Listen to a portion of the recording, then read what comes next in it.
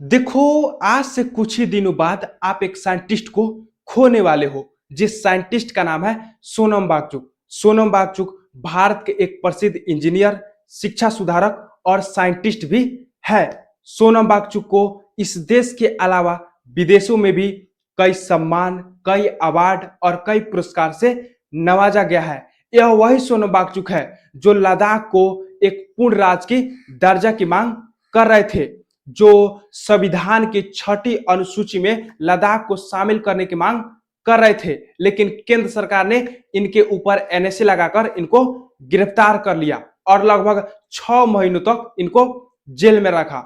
उसके बाद जब सुप्रीम कोर्ट का फैसला आने वाला था, उसके कुछ ही दिन पहले केंद्र सरकार ने इनको जेल से रिहा कर दिया, यानी सोनम वांगचुक को केंद्र सरकार ने जमानत दे दिया। और अब वह सोनम वांगचुक छात्रों के लिए अनशन पर बैठे हुए हैं। कहा जाता है कि यह देश आम नागरिकों का है, इस देश में आम नागरिकों की बातें सुनी जाती है, लेकिन यह बिल्कुल गलत है, क्योंकि यह देश आम नागरिकों का नहीं बल्कि यह देश नेताओं का है। नेता जो मन करता इस देश में करते हैं और जो मन नहीं करता वह नहीं करते हैं। बात साफ है, क्योंकि अगर यह देश आम नागरिकों का होता और इस देश में आम नागरिकों की बात सुनी जाती, तो शायद इस देश में अब तक क्या क्या परिवर्तन हो गया होता। हाल ही में नीट एग्जाम का पेपर लीक हुआ था और उस पेपर लीक के मामले को लेकर कोकरोच जनता पार्टी जंतर मंतर का प्रोटेस्ट कर रही थी और उस प्रोटेस्ट में सोनम वांगचुक भी मौजूद थे, लेकिन जब उनकी बातों को नहीं सुना गया, उसके बाद 28 जून को सोनम वांगचुक जंतर मंतर प्रोटेस्ट के भूख हड़ताल पर बैठ जाते हैं ताकि उनकी बातों को सुना जाए, धर्मेंद्र प्रधान का इस्तीफा लिया जाए और पेपर लीक होने की वजह से जितने भी छात्र अपनी जान गंवा रहे हैं उनकी जानों को रोका जाए।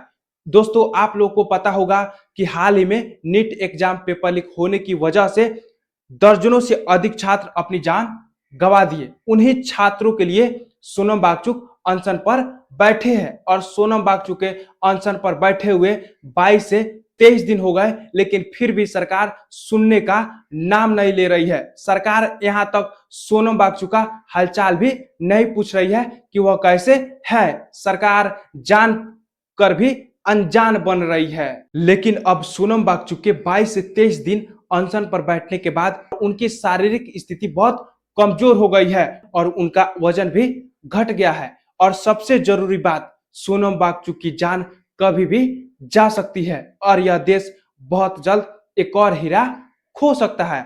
आशा है कि आप इस मामले को समझ गए होंगे। यदि आपका भी कोई राय है केंद्र सरकार और सोनम वांगचुक को लेकर, तो कमेंट में जरूर बताना। बाकी आप एक सवाल का जवाब जरूर देना, क्या केंद्र सरकार को सोनम वांगचुक की बातों को सुननी चाहिए या सोनम वांगचुक को अपनी अनशन तोड़ देना चाहिए? क्योंकि यह सरकार इतनी कठोर है कि सोनम वांगचुक के मर जाने के बाद भी सोनम वांगचुक की बात नहीं सुनने वाली है।